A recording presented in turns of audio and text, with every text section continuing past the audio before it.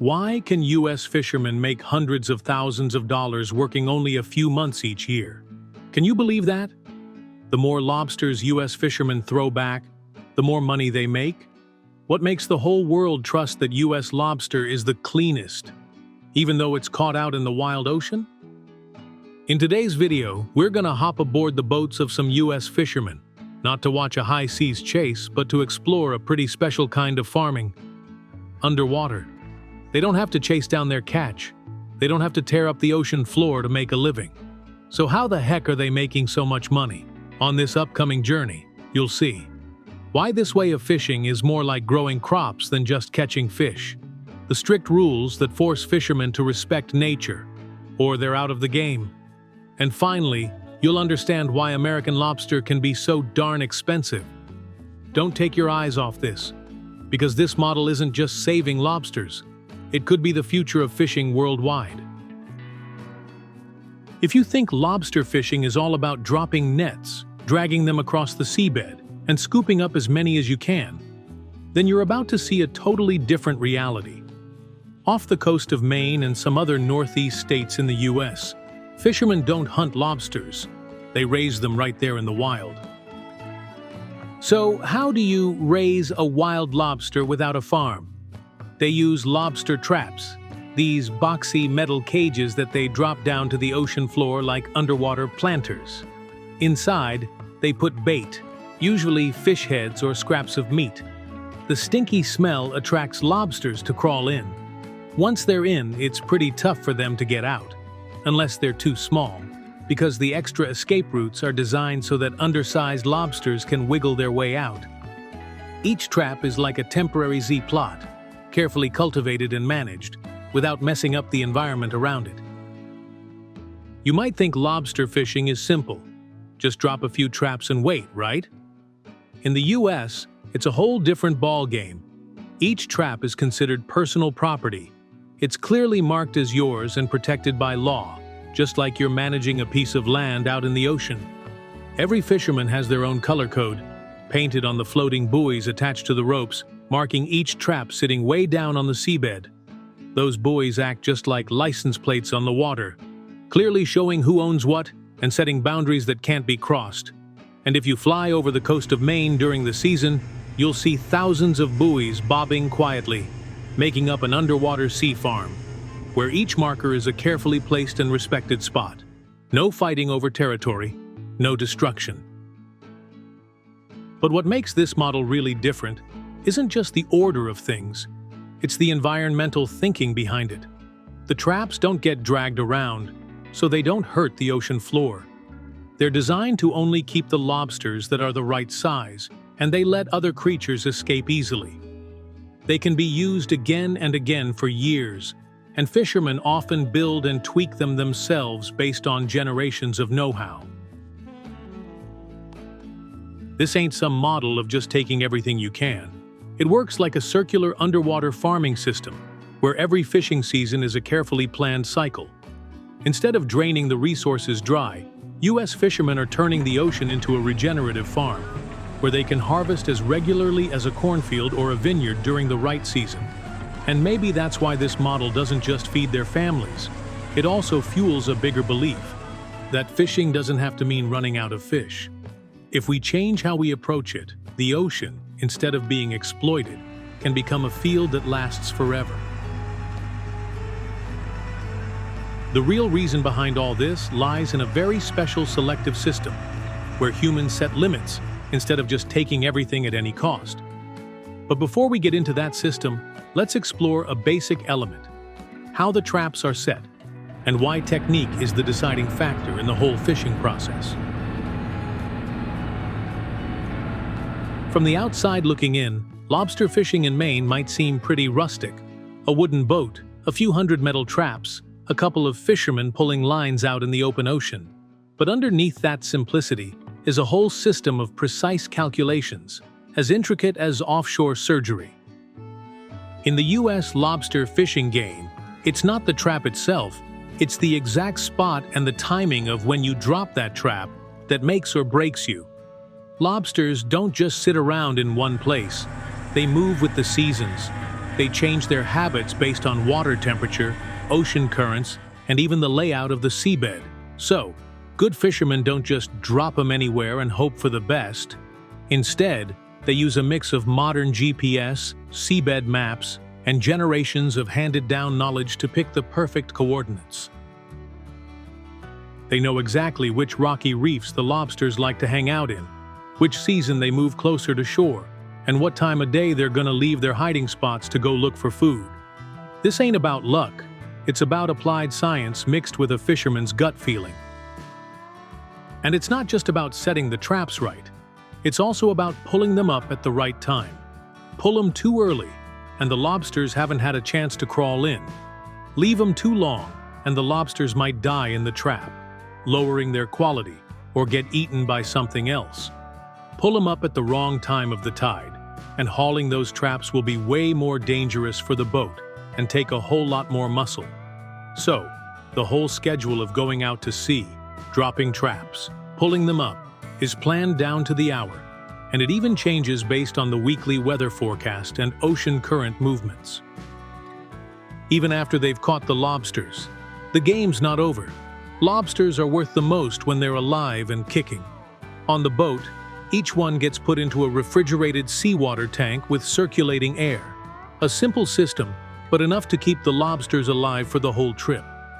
When they get to shore, the lobsters are transferred to specialized refrigerated trucks, or kept in those same water tanks, for air transport to fancy restaurants all over the US, Japan, Europe, or China. You see, this industry doesn't use a ton of high-tech gadgets, but every step, every detail has got to be right, and it's got to be precise. From the exact coordinates where they drop the traps, to how they stack them on the deck so they can pull them up as fast as possible. From sorting them by size, to keeping them stored just right. Just one little mistake, and it could cost a fisherman thousands of dollars in a single day. This ain't a job for someone who's just quick with their hands. It's a job for someone who understands the ocean. There are no machines to take over, no automated systems.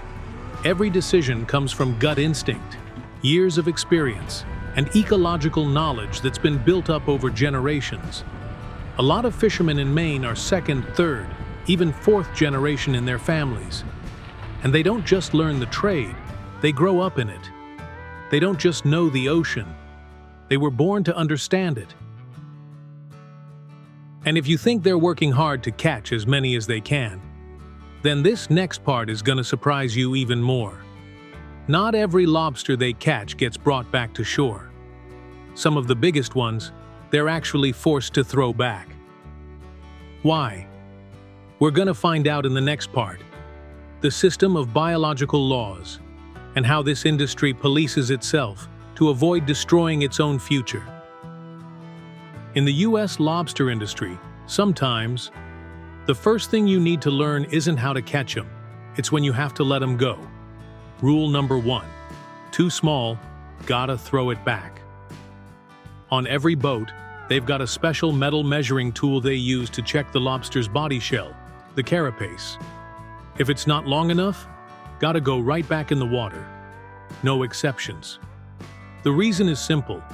It's a lobster that hasn't had a chance to reproduce yet.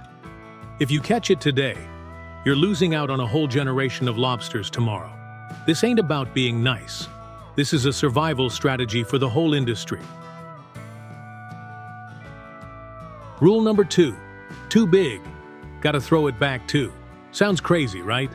But it's true. Those giant lobsters are usually the foundation of the population, meaning they're the big mama and papa lobsters that can lay thousands of eggs each season. If you keep these big guys, you're cutting off the very roots of lobster reproduction in that area.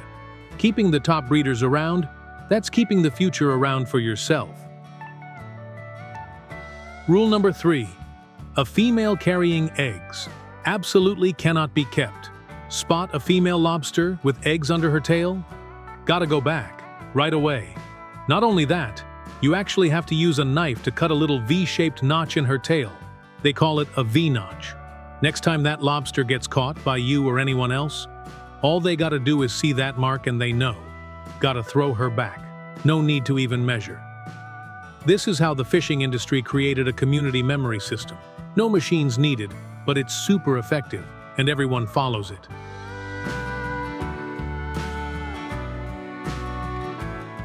All these rules, they're not just for show, they're strictly enforced. Inspectors can show up anytime at the port, checking every single lobster in the crates. Wrong size? Your license is gone. Bring back a female with eggs? You could lose your whole catch, or worse, have your fishing license taken away for good. For a fisherman, that's like losing your job, losing your livelihood, losing your family's reputation. But why are they so strict about all this? 'Cause lobsters ain't like salmon. You can't just farm them in huge numbers.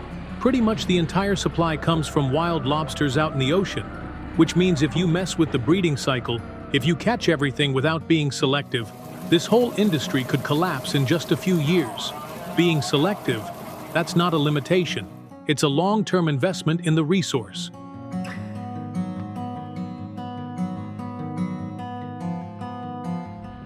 And the limits aren't just on the lobsters, they're also on the fishermen themselves. Lobster fishermen in Maine can't just use as many traps as they want. The law clearly states, each person gets their own license, with a maximum number of traps, usually around 600 to 800 per person, depending on the type of license. You can't just buy more rights with money. There's no big company coming in to gobble up quotas and hire a bunch of people to fish like crazy. This whole system is designed to do one thing: keep the business in the hands of the community. Don't let it get industrialized. Don't open the door to massive factory-style fishing. In other words, lobster fishing in the US is a limited business, but that's exactly what helps it last.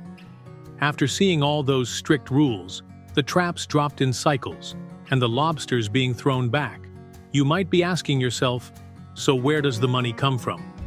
How do they still make a good living, even get rich?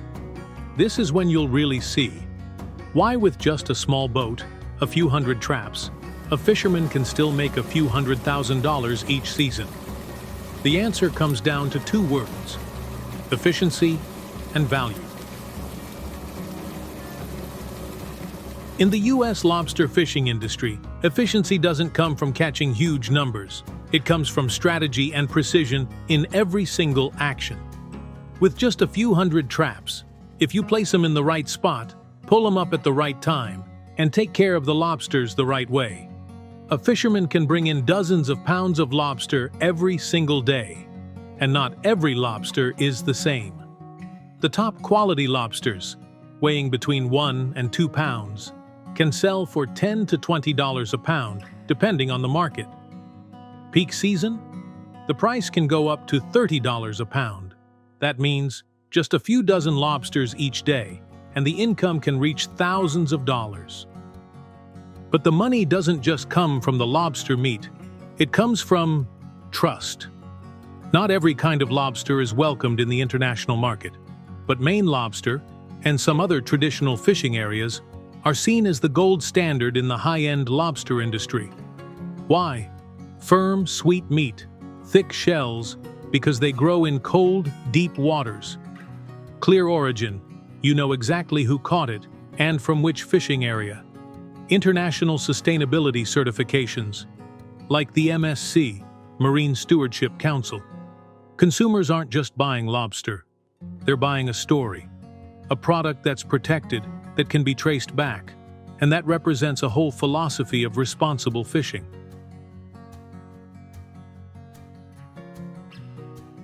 And to spread that value far and wide, you need a market ecosystem that runs smoothly. Maine lobster can be sold directly to local restaurants, given to cooperatives who gather the catch and export it. A lobster that's packaged just right and kept alive all the way to Tokyo can sell for 3 to 5 times the price it fetched at the dock. And it all starts with one trap placed in the right spot on a small boat. But don't get the wrong idea. Small scale doesn't mean weak. Most fishermen don't own huge boats. They don't need a big crew of workers. They go out to sea using a family model, or even on their own. And they control the whole process, setting their own traps, pulling their own traps, sorting them themselves, delivering them themselves, or working with export cooperatives. Low costs, low operating risk, but really high profit margins.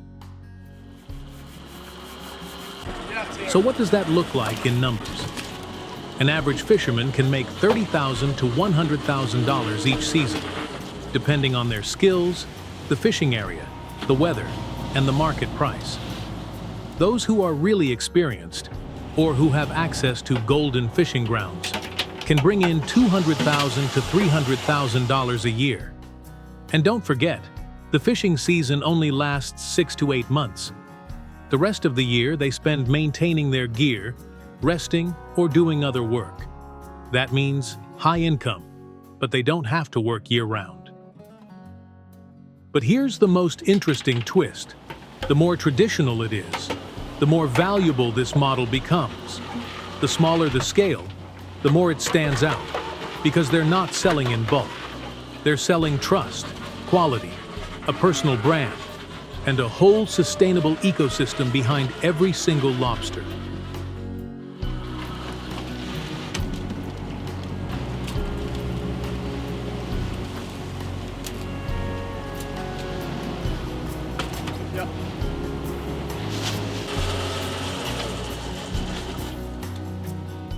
That's why an American lobster, even though it's just a sea creature, can represent a global production philosophy. Do it right, do it slowly, and do it sustainably. What do you think about this model? Can a profession really thrive sustainably when it sets its own limits? Share your thoughts in the comments below. And if you want to keep exploring these strange journeys, where agriculture, the ocean, and humans collide every day, hit that subscribe button.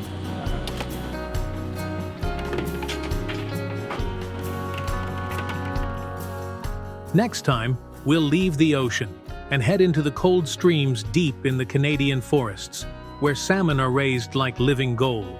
But what's behind those high-end sashimi platters? A new kind of sustainable agriculture, or a silent battle between conservation, industrialization, and the world's hunger for consumption?